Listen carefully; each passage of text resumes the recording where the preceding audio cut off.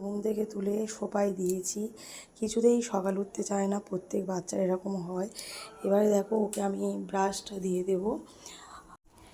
মেয়ের এই মাজনটা দিয়ে দিচ্ছি, ব্রাশটা মেয়ের হাতে দিয়ে দিলাম। ও এবারে ব্রাশ করবে আর ওর এবারে মানটি পড়াতে আসবে, ওই জন্য তাদের ব্রাশটাও দিয়ে দিলাম, ব্রাশটাও করে নেবে, ধুয়ে নেবে। ওর ব্রাশ করা হয়ে গিয়েছে।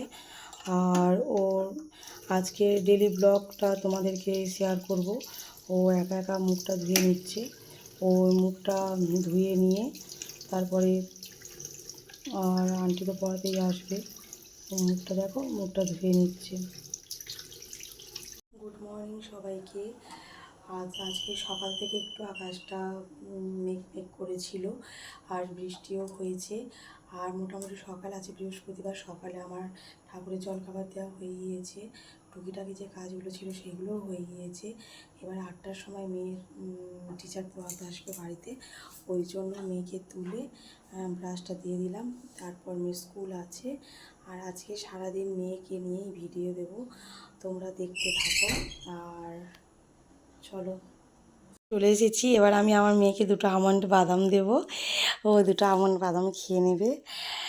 ওইটা ছাড়িয়েই দিয়েছি, ও তো বাচ্চা মেয়ে, ও তো খেতে পারে না, তাই ছাড়িয়ে দিয়েছি। ওই বাদাম 2টো খেয়ে নেবে। তার খেয়ে নিয়ে তারপরে ও হচ্ছে কি আন্টি এলে আন্টির সাথে তার পড়তে বসবে। পড়ে টোরে আবারও চলে যাবে স্কুলে দিয়ে আসতে আবার যেতে হবে। আর এরকম দুষ্টুমি করতেই থাকে। আর ও আন্টি এলে তারপর আমি বিছনাটা ক্লিন করব।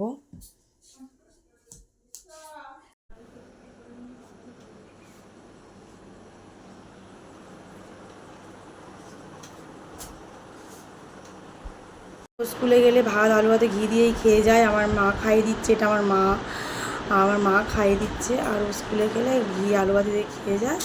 আর স্কুল থেকে এলে তারপরে যা বাদবাকি রান্না হয় তাই খায়। এবারে ওর খাওয়া হয়ে গেলে স্কুলে চলে যাব, তোমরা দেখতে থাকো ভিডিও। আনতে যাচ্ছি, মেয়ের এবারে ছুটি হয়ে যাবে, মেয়ের স্কুল থেকে আমি আনতে যাচ্ছি, দেখতে থাকো। মেয়েকে নিয়ে আসবো, দেখাবো তোমাদের। মেয়ে স্কুল থেকে বাড়ি চলে এলাম, এই যাচ্ছে মেয়ে হেঁটে হেঁটে।